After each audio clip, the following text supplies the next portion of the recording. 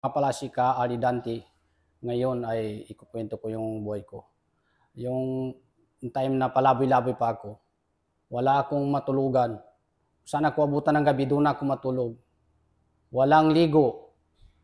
Yan po, walang makain. Napakahirap po ang aking dinaanan.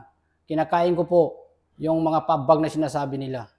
At saka, hanggang sa inabutan ako ng gabi, doon sa bahay ni Dr. Sulay, kapatid niya. Nagingila ako ng pagkain doon.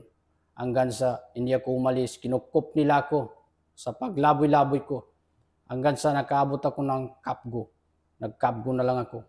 Ito ang pasasalamat ko ay nakasagip ako ng buhay. Kaya tinawag ako nila ng bayaning buhay. Napakasaya pala makasagip tayo o makatulong. Kaya salamat talaga. At saka salamat din sa pamilya Sulay. At salamat din sa mga dato dyan sa Saripagwak, mga bay. Salamat sa inyo lahat. Pangalawa po, ang aking ina, ginawa ko magsagip ng buhay dahil patunayan ko sa iyo, ina, na mahal kita.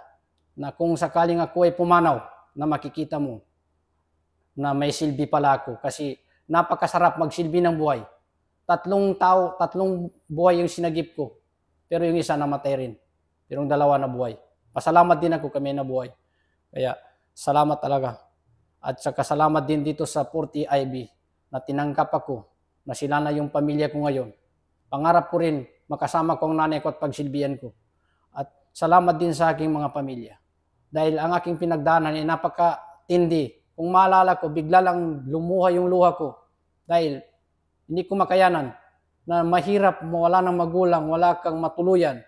Kung saan ka abutan ng gabi, doon ka na lang. Makakain lang ako ng masarap kung may kanduli. Yun lang. Maraming salamat po.